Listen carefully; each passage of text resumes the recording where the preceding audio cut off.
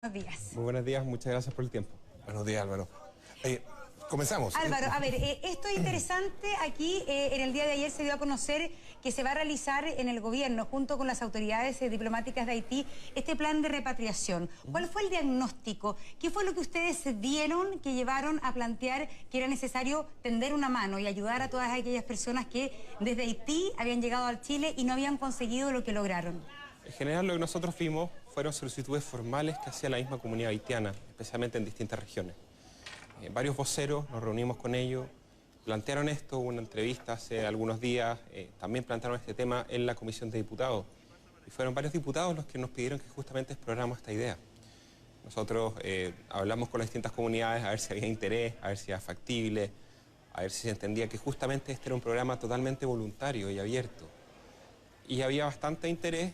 Nosotros no queremos que hacer algún programa tan masivo, pero justamente sí vimos una condición de vulnerabilidad importante de personas que preferían estar en Haití, mejorando su calidad de vida, porque las expectativas del llegar a Chile lamentablemente no se cumplieron, pero no tenían los recursos para volver. En ese sentido, planteamos este programa una perspectiva humanitaria y totalmente voluntaria.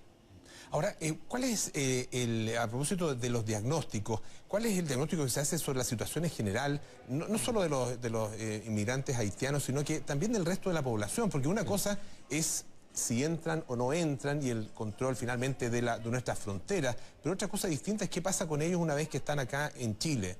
Yo creo que acá el tema principal es justamente cuáles son los incentivos que estamos generando. En la política el presidente Piñera justamente está pensando que todo extranjero no turista llegue el día 1 con RUT. Y el RUT en Chile, para bien o para mal, es demasiado importante. El RUT te permite firmar un contrato de trabajo, firmar un contrato de arriendo, mayor facilidad en acceso a salud y educación, tener una cuenta RUT, por ejemplo, lo que puede enviar remesa a tarifas preferenciales. Entonces, en ese sentido, la idea de tener el documento de identificación es demasiado importante. Hoy en día vemos que de las 700.000 personas que entraron entre el 2014 y el 2017, había una gran cantidad de personas, más de 300.000 personas que no tenían su RUT. Por lo tanto, en el proceso de conseguir su visa, en el proceso de regularización, pueden pasar 6-7 meses y nosotros damos por sentado el hecho de tener el documento, pero para ello la integración es mucho más compleja. Sin embargo, una de las condiciones para poder acogerse a este plan de repatriación es tener RUT. No necesariamente. ¿No? No. No es parte de las condiciones. O sea, tienen que tener un pasaporte vigente y no tienen que tener causas penales ni expulsiones decretadas, porque eso es otro procedimiento. Lo que está sucediendo, este diagnóstico, implica cuánta gente, cuántos haitianos en nuestro país están finalmente en el plan de repatriar, de volver. Y eso en qué medida también da una pista acerca de la entrada de haitianos, además de todas las barreras que hoy día se han puesto con la regularización. ¿Son menos los haitianos que quieren llegar a Chile? Efectivamente, nosotros hemos visto cierto cambio en los padrones. También nuevamente depende mucho de los incentivos. Se han sincerando y se han justamente visibilizado las oportunidades que hay en el país. Entonces, el flujo de ciudadanos haitianos que entraron, por ejemplo, 165.000 en los últimos 2 años, ha disminuido este año. Porque en general el migrante se adapta muy rápido a las condiciones, entiende cuáles son los contextos. Y en general, muchas veces en Haití, por personas poco escrupulosas, por así decirlo, de algunos agencias de viaje o aerolíneas y otros, les prometían una utopía en Chile. Y lamentablemente la realidad no es tan así. El desarrollo en Chile no es tan simple, hay un factor territorial importante, se está recuperando la economía, pero en los últimos 4 años hubo justamente ciertos desfases y vemos que hoy en día efectivamente hay personas que quieren retornar, que creían que tenían una mejor calidad de vida en su país.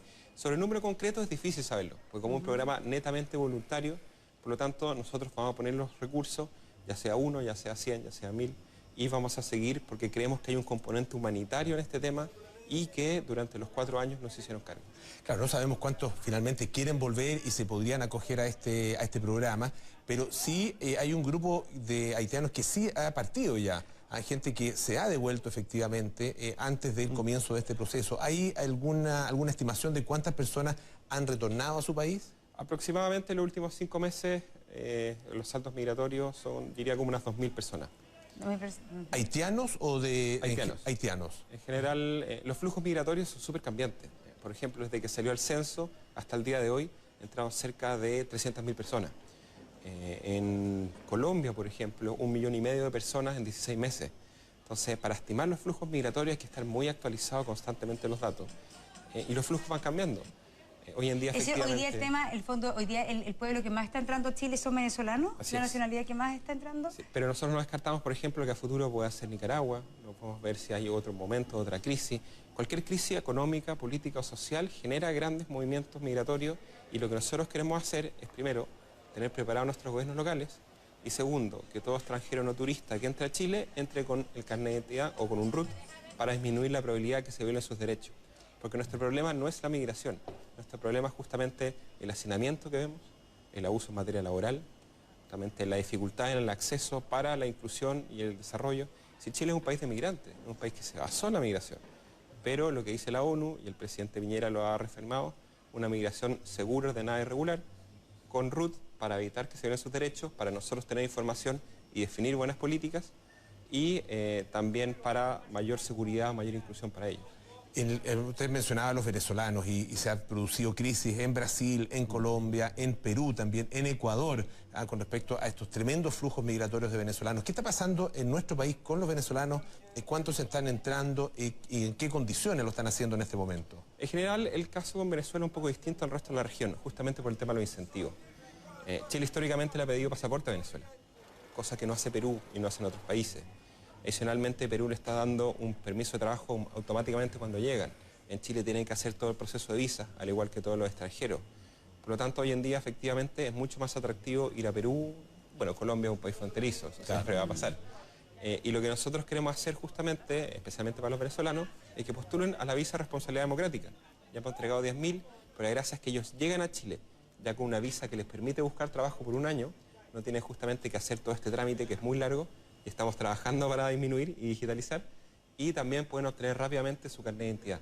Entonces, una persona independiente de su nacionalidad que llegue el día 1 la primera semana con carnet, puede sacar una cuenta RUT y puede mandar plata a su familia, puede firmar un contrato de arriendo para no ver lo que pasó justamente en Providencia con el hacinamiento, puede firmar un contrato de trabajo, si le pagan menos abusan, puede demandar, justamente respetando sus derechos. Álvaro, muchas gracias por haber estado con nosotros esta mañana aquí en Tele 13. Gracias por el tiempo. Muy Buenos días. Son ya las 7 de la mañana con 40 minutos. Prepárate para el invierno con Subaru Days. Bueno, es hora de información internacional.